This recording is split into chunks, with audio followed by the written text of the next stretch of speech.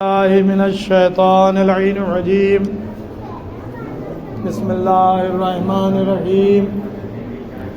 الحمد لله رب العالمين والصلاة والسلام على أشرف الأنبياء والمرسلين وخاتم النبيين أبي القاسم محمد صلى الله عليه وسلم وعلى أهل بيته الطيبين الطاهرين المعصومين ولعنة الله على أعدائهم أجمعين. أما بعد فقد قال سبحانه تبارك وتعالى في قرآن مجيد والفرقان الحميد وهو أصدق الصادقين وقوله الحق.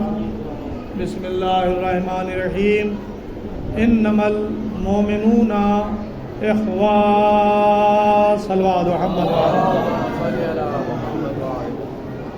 قرآن مجید جو کلام الہی ہے اور انسانوں کی ہدایت کے لیے یہ نازل کیا گیا ہے، اور یہ کتاب قیامت تک کے باقی رہنے والی کتاب ہے. اللہ اپنی کتاب میں ایک عنوان دے رہا ہے انسانیت کو،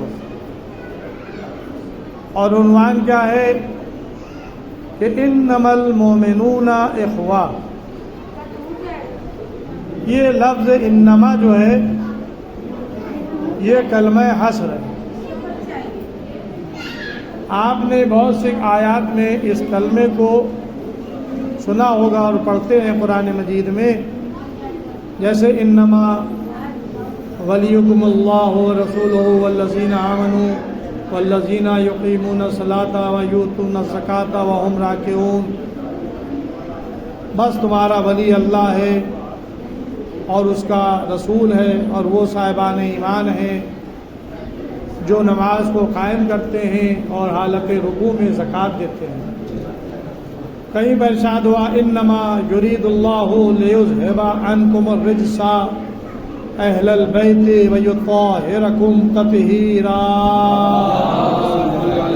بس اللہ کا ارادہ ہے کہ اہل بیت تمہیں اس طرح سے پاک رکھے جو پاک رکھنے کا حق ہے. تو اس طرح سے بہت سی آیات میں یہ کلمہ حصر کا استعمال ہوا ہے. اس کا فائدہ کیا ہے؟ اس کا فائدہ یہ ہے کہ جو بات اللہ کہہ رہا ہے جس کے لیے، وہ اسی کے لیے ہوگی، کسی غیر کو اس میں شامل نہیں کیا جا سکتا. جیسے کہا جائے کہ حصار، انہیں پہلے زمانے میں شہروں کا حصار ہوتا تھا، انہیں دیوار شہر کے چاروں طرف بنتی تھی جو چھوٹے مقامات ہوتے تھے، یا قلعے کے چاروں طرف دیوار ہوتی تھی، اس کو بھی حصار کہا جاتا تھا. تو اسی سے یہ کلمہ حصر بنا ہے. عبارت میں، علمی گفتگو میں یہ کلمہ استعمال کیا جاتا ہے کلمہ حصر، اور وہ مفہوم، وہ بات حصار میں ہوتی ہے، اس کے اندر نہ کسی کو داخل کیا جا سکتا ہے اور نہ اس سے کسی کو باہر نکالا جا سکتا ہے. اب ظاہر کہ تفصیلات کا موقع نہیں ہے، بس اتنا سمجھ لیں کہ جب انما یرید اللہ کی آیت نازل ہوئی، آیت تھی، تو اس میں پنجتن پاک تھے. اگر کوئی چھٹا بنا تو وہ جبرائیل تھے جو اللہ سے اجازت لے کے آئے تھے. کیا میں زمین پر جا کر ان کے ساتھ چھٹا بن جاؤں؟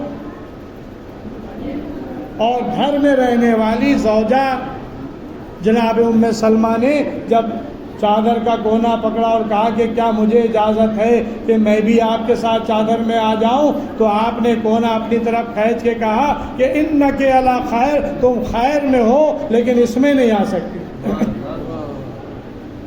یہ معصوم کے لیے حصار کیا گیا، غیر معصوم کو اس میں داخل نہیں کیا جا سکتا. دنیا چاہے قیامت تک کے کوشش کرتی رہے، یا ازواج رسول کو آئے تطہیر کا مصداق بنا دیں تو آئے مصداق نہیں بن سکتی ہیں ازواج رسول ازواج رسول ازواج رسول ہیں، اور اہل بیت علیہ السلام اہل بیت ہیں۔ اللہ نے جن کی طہارت کا اعلان کیا ہے وہ بس پنجتن پاک یا نسل حسین سے پیدا ہونے والے باقی 9 ائمہ ہیں، ان کے علاوہ کوئی اہل بیت میں شامل نہیں ہے۔ صلوات محمد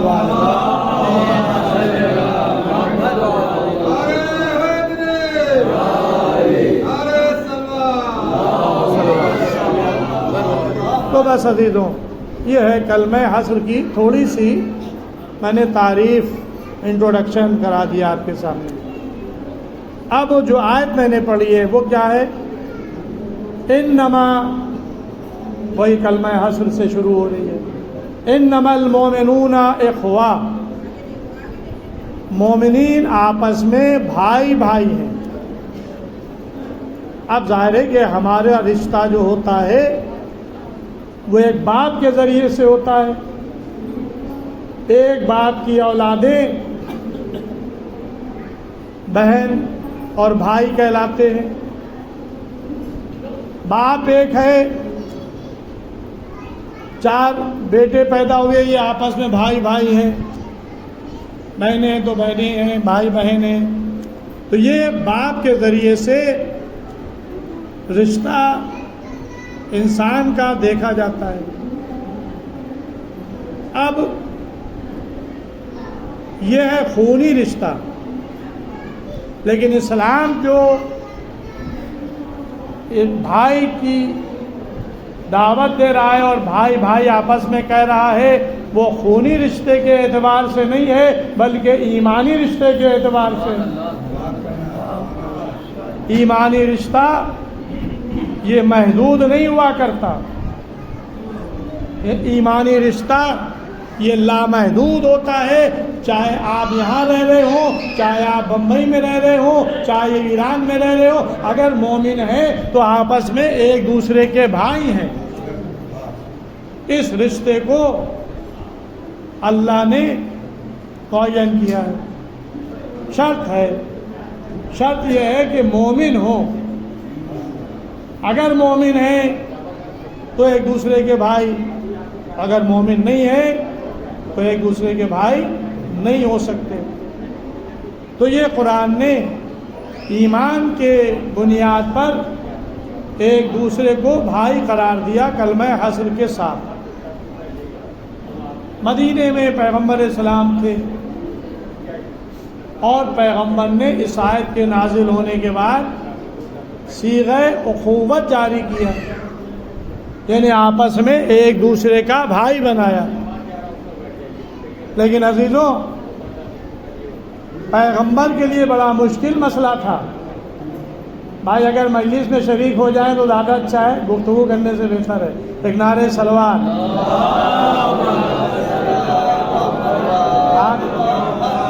آپ کی آواز جو ہے وہ مجلس پر غالب ہو رہی ہے، ایک اور نعرہ صلوات۔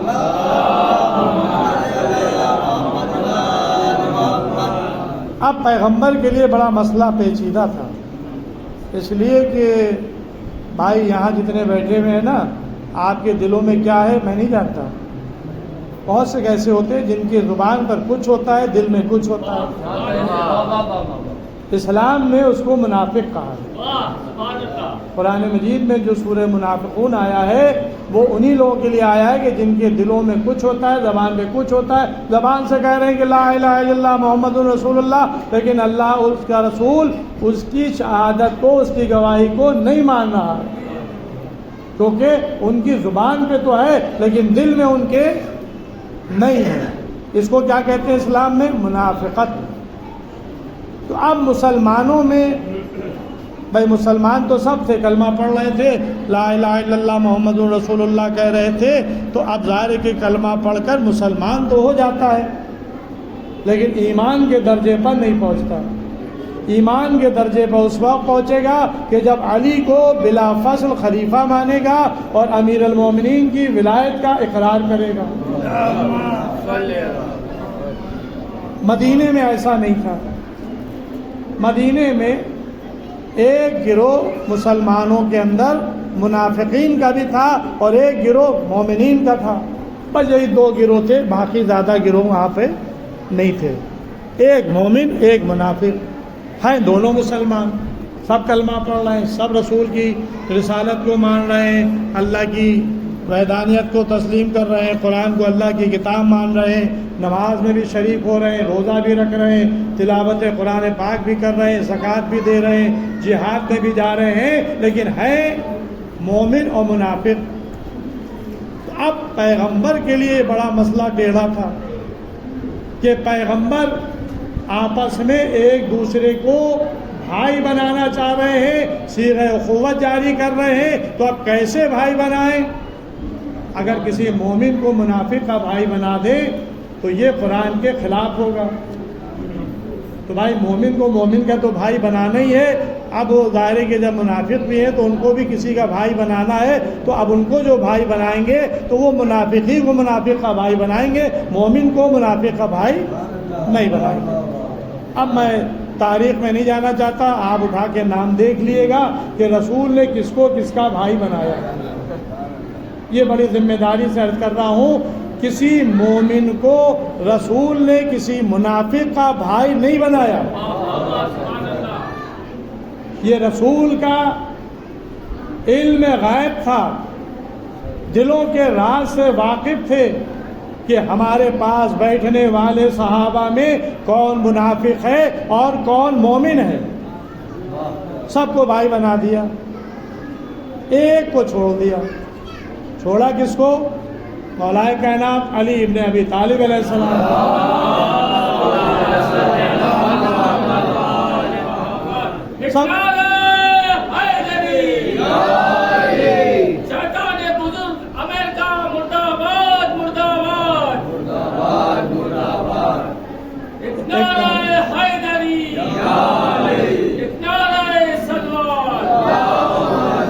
تو بھائی پیغمبر نے سب کو بھائی ایک دوسرے کا بنا دیا اپنے ذاتی علم کے مطابق. پیغمبر نے خطا نہیں کی، تاریخ میں نام دیکھ لیے گا کہ پیغمبر نے کس کو کس کا بھائی بنایا، لیکن علی کو چھوڑ دیا. اب ظاہر ہے کہ مومن کو مومن کا بھائی بنانا تھا، لیکن اگر امیر المومنین ہو کوئی تو بھائی امیر المومنین کے لیے کوئی امیر المومنین ہی ہونا چاہیے. تو بھائی علی کو کسی کا بھائی نہیں بنایا. مولا علی خاموش ہیں. یا رسول اللہ، آپ نے سب کو تو ایک دوسرے کا بھائی بنا دیا اور مجھے کسی کا بھائی نہیں بنایا. تو رسول نے ارشاد فرمایا کہ یا علی انتا اخی فی الدنیا والآخرہ، اے علی تم میرے بھائی ہو اس دنیا میں بھی اور آخرت میں بھی. صلوات محمد و آل محمد.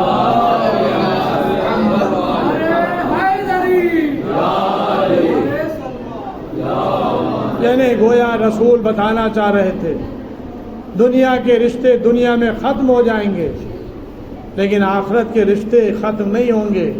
ہم نے علی کو جو بھائی بنایا اپنا، اس کو دنیا میں بھی بنایا ہے اور آخرت کے لیے بھی بنایا ہے. سب کے رشتے ختم ہو جائیں گے، لیکن رسول سے علی کا رشتہ ختم نہیں ہوگا. یہ ازل سے تھے اور ابد تک رہیں گے. لہذا حدیث میں مولا کائنات کے لیے آیا کہ انت اخی فی الدنیا والآخرہ، اے علی تم میرے بھائی ہو اس دنیا میں بھی اور آخرت میں بھی. صلوات محمد و آل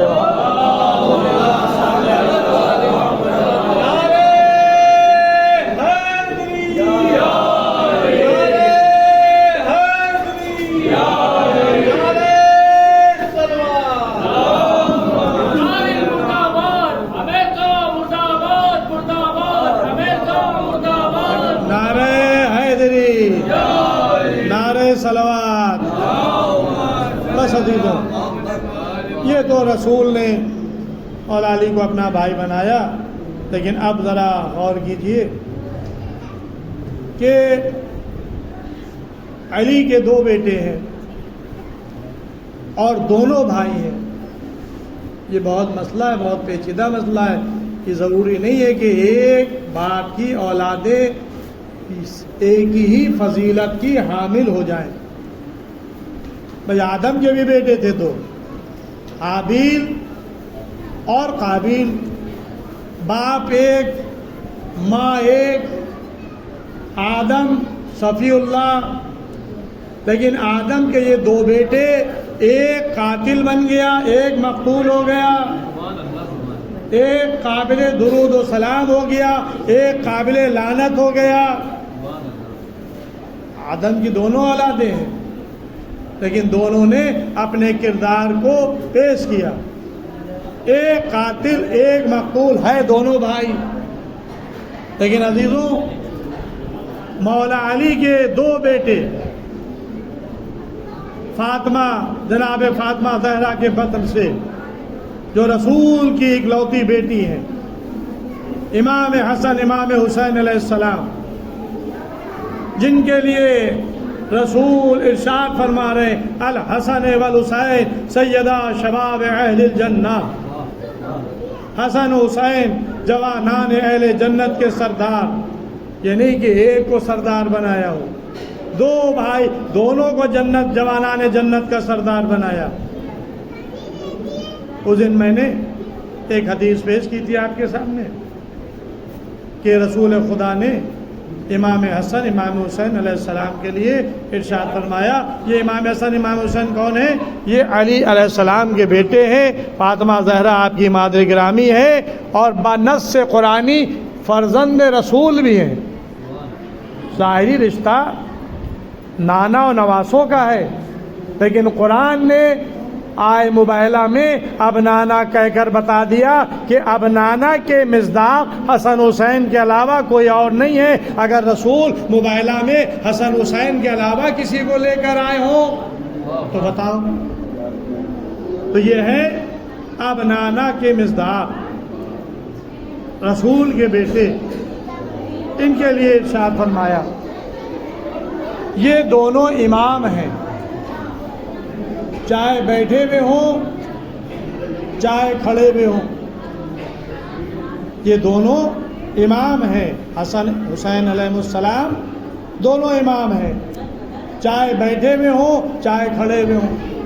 میں نے ابھی چند روز پہلے کی مجلس میں اس حدیث کو مختصراً عرض کیا تھا، یہ بیٹھنا اور کھڑا ہونا کیا ہے؟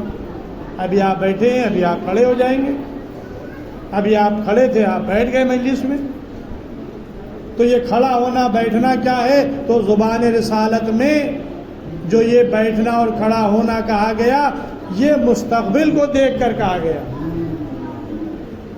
اعتراض ان کی امامت میں نہ کرنا۔ اگر امام حسن علیہ السلام سلو کر کے بیٹھ جائیں تب بھی امام ہیں، اور اگر امام حسین علیہ السلام قیام کریں اور میدان جنگ میں آ جائیں تب بھی امام ہیں۔ تو نہ ان کی سلو میں شک کرنا اور نہ ان کے قیام میں شک کرنا۔ اس لیے رسول خدا نے کہا کہ یہ کھڑے ہوں تب بھی امام، یہ بیٹھ جائیں تب بھی امام۔ اور یہ تو امام حسن علیہ السلام کو سلو وراثت میں ملی تھی۔ بھائی پیغمبر اسلام کی جو 23 سالہ زندگی ہے، آپ جنگیں تو بہت سنتے رہتے ہیں، تاریخ نے 82 غزوات کا ذکر کیا ہے،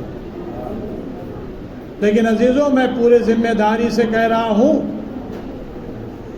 دنیا نے بدنام کرنے کی کوشش کی، رسول کے ایک ہاتھ میں تلوار دکھائی اور کہا کہ اسلام تلوار کے زور سے پھیلا، یہ غلط ہے۔ اسلام تلوار کے زور سے نہیں پھیلا۔ اب ظاہر ہے کہ یہ مختصر مجلس ہے اور ظاہر ہے کہ موضوع بہت طویل ہے، اس کے لیے کئی مجلسوں کی ضرورت ہے، لہذا سمیٹ کر عرض کرنا چاہتا ہوں، اسلام تلوار کے زور سے نہیں پھیلا، اسلام اخلاق اور معجزات اور تعلیمات کے ذریعے سے پھیلا، اس لیے کہ حیات پیغمبر 63 سال ہے، 40 سال اعلان نبوت کے ہیں، پیغمبر کے ہاتھ میں تلوار نہیں ہے، 13 سال مکے کی زندگی ہے، اعلان نبوت کے بعد کی، پیغمبر کے ہاتھ میں تلوار نہیں ہے۔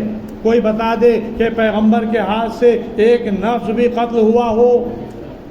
پیغمبر ہجرت کر کے کھچی ہوئی تلواروں میں علی کو سلا کر مدینے آ گئے، لیکن تلوار نہیں اٹھائی، کھچی ہوئی تلواروں میں علی کو سلا کر نکل آئے، مدینے آ گئے۔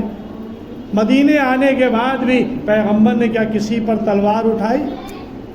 پیغمبر سے جنگ کی گئی، پیغمبر نے دفاع کیا، چاہے وہ جنگ بدر ہو، چاہے جنگ احد ہو، چاہے جنگ خیبر ہو، چاہے جنگ خندق ہو، یہ ساری جنگیں پیغمبر نے دفاعی جنگیں لڑی ہیں، سازش کو ختم کرنے کے لیے جنگیں لڑی ہیں۔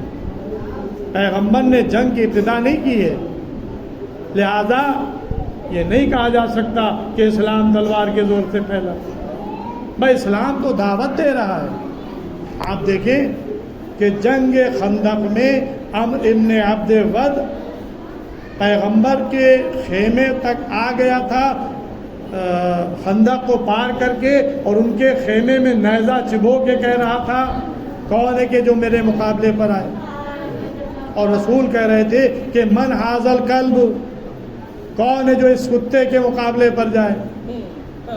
کوئی نہیں نکل رہا تھا، سروں پر طائر بیٹھے ہوئے تھے، لیکن مجمع سے مولا کائنات کھڑے ہوئے، یا رسول اللہ میں جاؤں گا، بیٹھال دیا، پھر کھڑے ہوئے، پھر بیٹھال دیا، پھر کھڑے ہوئے، تیسری مرتبہ بھیجا تو سند دے کر بھیجا برز الایمان کل الی کفر کل ایمان کل کفر کے مقابلے پر جا رہا ہے،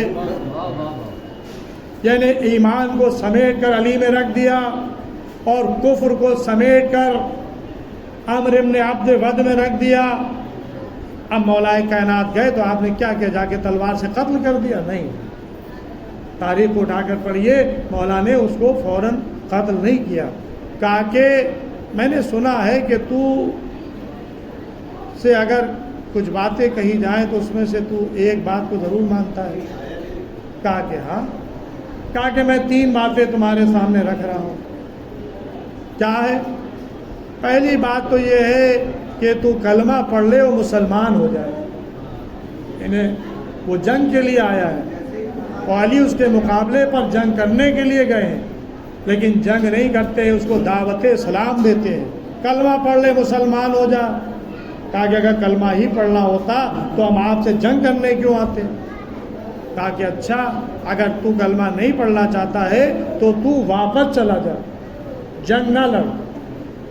کہا کہ یہ بھی نہیں ہوگا، اس لیے کہ یہ عمل بہادر کے شان کے خلاف ہے کہ میدان جنگ میں آنے کے بعد میدان سے چلا جائے، یعنی گویا کافر تھا لیکن میدان سے بھاگنا نہیں چاہتا تھا، یا قتل ہو جائے یا قتل کر دے۔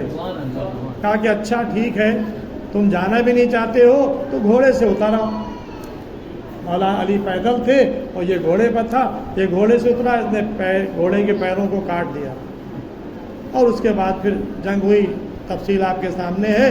تو یعنی مولا علی نے میدان جنگ میں جانے کے بعد جنگ نہیں لڑی، پہلے دعوت اسلام دی۔ یہ ہے مولا علی کا کردار میدان جنگ میں، کہ آپ بے گناہ کسی کو قتل نہیں کر رہے، آپ اسلام کی دعوت دے رہے ہیں۔ جب وہ میدان بھی نہیں چھوڑ رہا ہے اور آمادہ ہے برسر پیکار، تب اس سے جہاد کر رہے ہیں۔ تو یہ جہاد اسلامی جتنی جنگیں ہوئیں یہ سب دفاعی جنگیں ہوئیں، 82 غزوات اسلام کی تاریخ میں ہے، لیکن ایک جنگ میں بھی رسول نے کسی کو قتل نہیں کیا۔ بس عزیزوں، جو بات میں عرض کرنا چاہ رہا تھا وہ یہ ایک صلح ہے، صلح حدیبیہ۔ فتح مکہ سے پہلے جب پیغمبر عمرہ کرنے کے لیے جا رہے تھے، راستے میں روکا گیا اور منع کیا گیا کہ اس سال آپ واپس چلے جائیں، اگلے سال آئیں۔ وہ صلح حدیبیہ کہلاتی ہے۔ حدیبیہ کے مقام پر پیغمبر میں اور کفار قریش میں صلح ہوئی، صلح ہو گئی۔ شرائط صلح مجھے تفصیلات میں نہیں جانا ہے، لیکن صلح کے بعد جو آیت نازل ہوئی یا سورہ نازل ہوا اس کو سورہ فتح کہتے ہیں، سورہ فتح۔ پوری ذمہ داری سے عرض کر رہا ہوں، 82 غزوات میں بڑی بڑی جنگیں رسول نے فتح کی، لیکن کسی جنگ کی فتح کے بعد سورہ فتح نازل نہیں ہوا، لیکن رسول نے اپنی زندگی میں ایک سلو کی، اور سلو کرنے کے بعد قرآن میں سورہ نازل ہوا انا فتحنا لک فتحا مبینا، یہ آپ کو ہم نے کھلی ہوئی فتح عطا کی ہے۔ یعنی بتا دیا کہ جنگ جیتنے سے فتح نہیں ہوتی، سلو کرنے سے فتح ہوتی ہے۔ تو اسلام جنگ کی دعوت نہیں دیتا ہے، اسلام سلو کی دعوت دیتا ہے۔ اگر مسلمانوں سے لڑا جائے گا تو مسلمان اپنا دفاع کریں گے، کسی پر ظلم نہیں کریں گے۔ صلوات محمد علیہ۔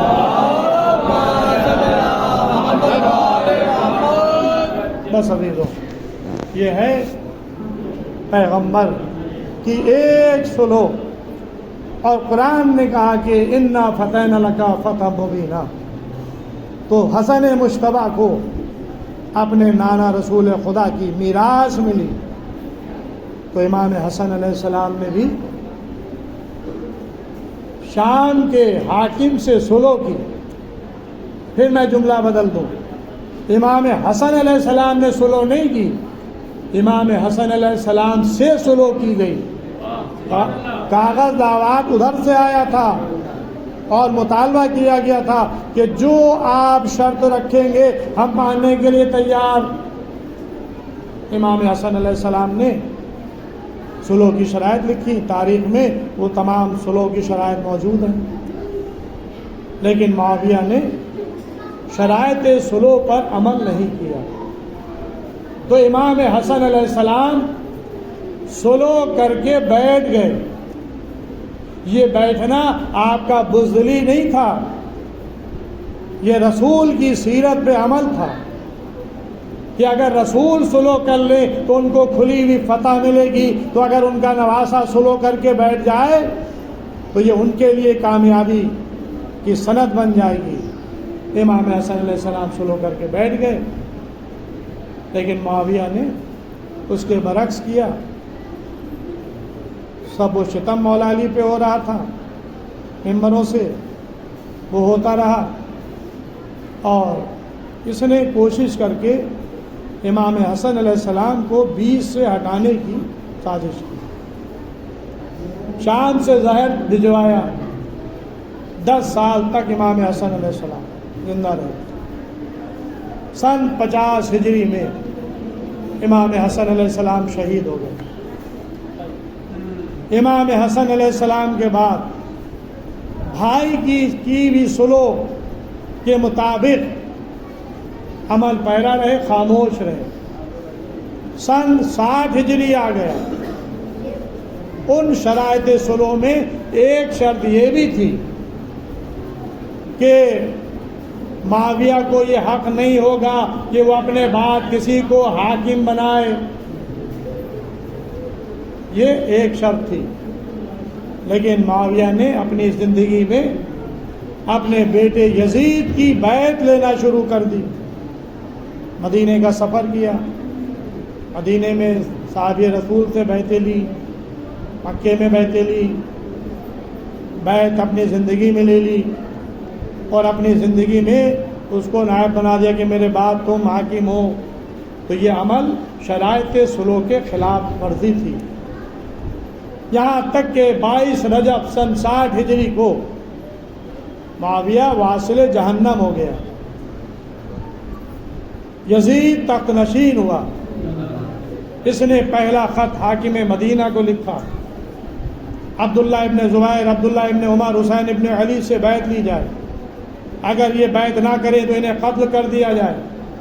خط آیا، ان تینوں کو بلایا گیا، دو تو غیر معروف راستے سے مدینہ چھوڑ کر چلے گئے۔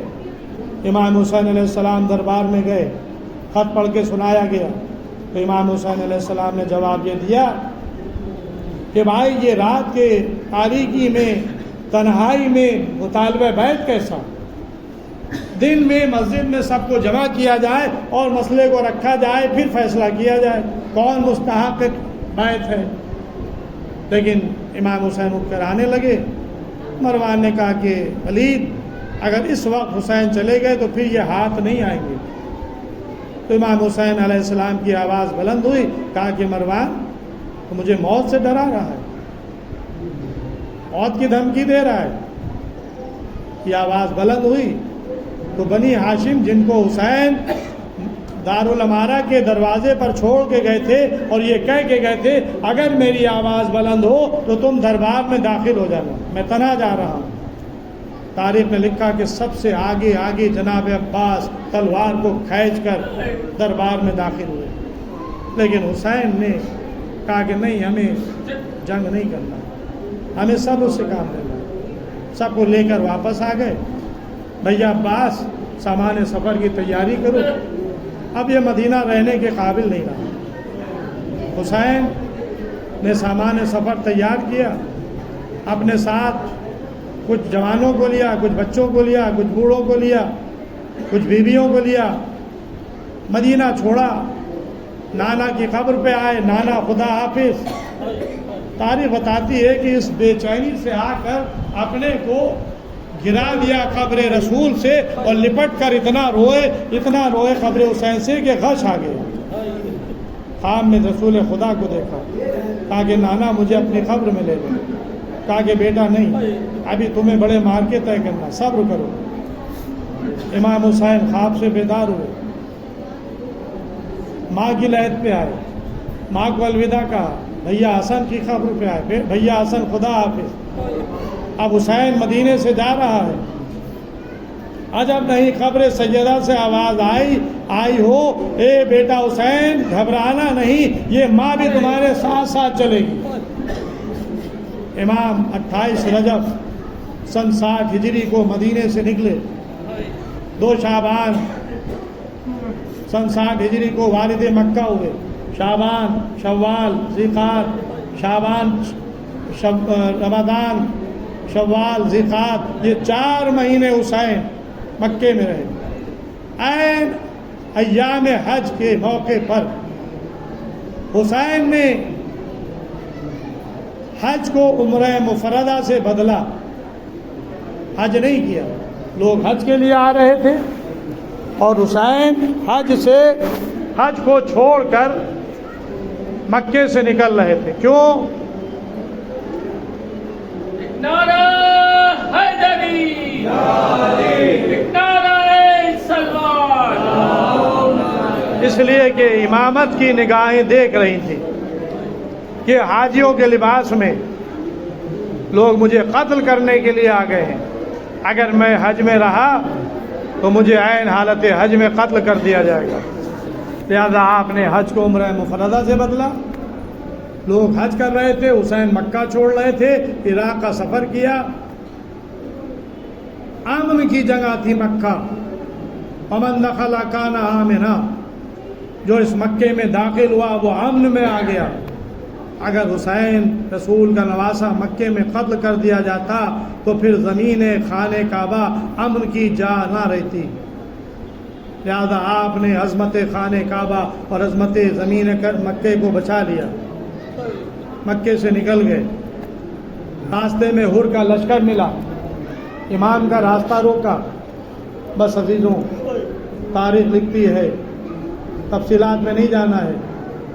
ہر سے کہا کہ میں خود سے نہیں آیا ہوں، عراق سے میرے پاس خطوط آئے ہیں، یہ 1200 خطوط ہیں، مجھے بلایا گیا ہے خط لکھ کر۔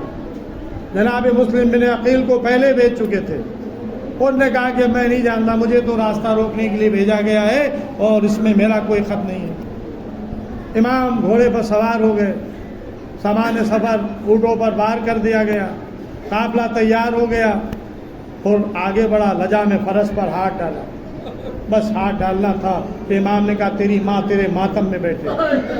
یہ جملہ ہر کے لیے بڑا سخت تھا۔ کہا کہ اے آقا حسین، اگر آپ کی ماں فاطمہ زہرا نہ ہوتی تو مجھ کا کچھ کہتا، آپ کی ماں خاتون جنت ہے۔ ساتھ ساتھ چلتا رہا، زمین کربلا آ گئی۔ 2 محرم سن 61 ہجری کو حسین والد کربلا ہوئے۔ فرات کے کنارے خیمے لگے، لیکن خیام حسینی ہٹا دیے گئے۔ عباس نے پھر صبر کیا۔ جو عباس اپنے ہاتھوں سے خیمے فرات کے کنارے لگا رہا ہو، وہی خیمے ہٹا رہا ہے۔ صرف آقا کے اشاروں پہ، آقا کی مرضی ہے خیمے ہٹا لیے جائیں۔ عباس جیسے شجاع بہادر نے صبر کیا، خیمے ہٹا لیے تارائی کے کنارے سے۔ بس عزیزوں، 7 محرم سے پانی بند ہوا۔ شب عاشور غروب آفتاب کے وقت یزیدی لشکر نے حملہ کیا۔ جناب عباس علیہ السلام خیمے میں آئے، اس سے پہلے بہن آئی، امام کی آنکھ بند ہوئی تھی، آنکھ لگی تھی، جلدی سے آنکھیں کھولی، کہا کہ انا للہ و انا الیہ راجعون۔ بہن نے خبر دی، بھیا غضب ہو گیا، فوج نے یزید کی حملہ کر دیا۔ اتنی دیر میں عباس بھی آ گئے، آقا فوج نے حملہ کر دیا، کیا حکم ہے؟ کہا کہ عباس تم تو جانتے ہو کہ یہ حسین کس طرح سے عبادت کرتا ہے، جاؤ ان سے 1 رات کی مہلت لے دو تاکہ حسین اپنے رب سے رخصت ہو۔ میں کہتا ہوں آقا حسین اپنے رب کے رخصت ہونے کے لیے، عبادت کے لیے اجازت لے رہے تھے، 1 رات کی مہلت لے رہے تھے، لیکن یہ 1 رات کی مہلت یزیدی لشکر کو دے بھی رہے تھے۔ اب بھی سوچ لو کہ تم کس سے جنگ کرنے رہے ہو، تم کس کو قتل کرنے کے لیے آمادہ ہو۔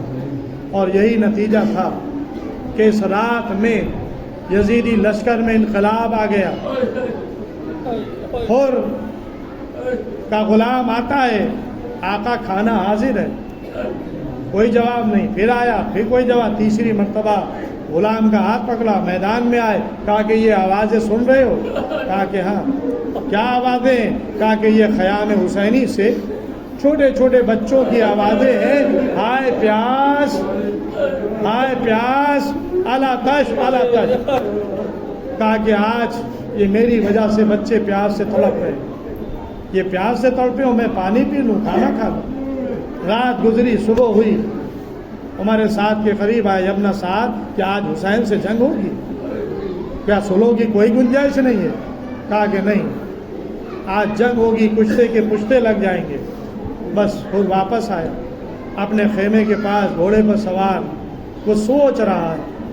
مہاجر آگے بڑھا، اے ہو کیا سوچ رہے ہو؟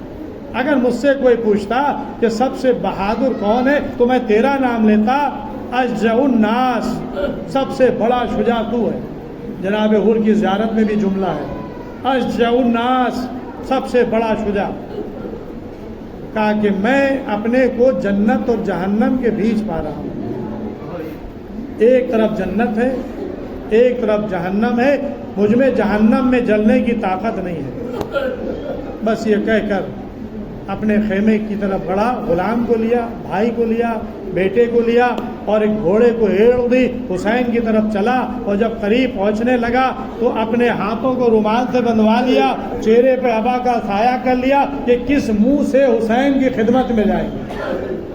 یہی ہاتھ تھے جس سے لجام فرس پہ ہاتھ ڈالا تھا، ہاتھوں کو رومال سے بندھوا لیا۔ بس عزیزو مجلس تمام ہو رہی ہے، بیٹا جب میرا آقا حسین نظر آئے تو مجھے بتا دینا۔ تھوڑی دور چلا، بیٹے نے کہا اللہ اکبر، کہا کہ کیا میرا آقا حسین آ رہا ہے؟ کہا کہ نہیں، علی اکبر، حسین کا کڑیل جوان بیٹا آ رہا ہے۔ پھر کہا اللہ اکبر، کہا کہ کیا اب میرا آقا آ رہا ہے؟ کہا کہ نہیں، اب تو حسین کا قوت بازو عباس آ رہے ہیں۔ یعنی گویا حسین بتانا چاہ رہے تھے کہ خود تنہا نہیں آ رہا ہے، اپنے بیٹے کو لا رہا ہے، تو میں اپنے بیٹے علی اکبر کو استقبال کے لیے بھیجوں گا۔ اپنے بھائی کو لا رہا ہے تو میں اپنے بھائی عباس کو استقبال کے لیے بھیجوں گا۔ اپنے غلام کو لا رہا ہے، حسین خود آگے بڑھے۔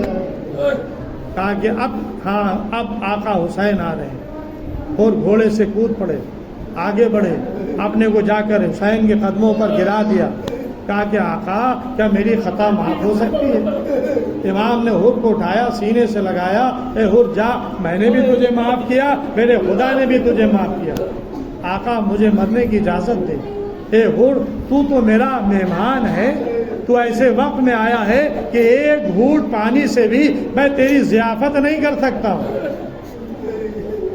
آقا مرنے کی اجازت دے۔ امام نے اجازت دی۔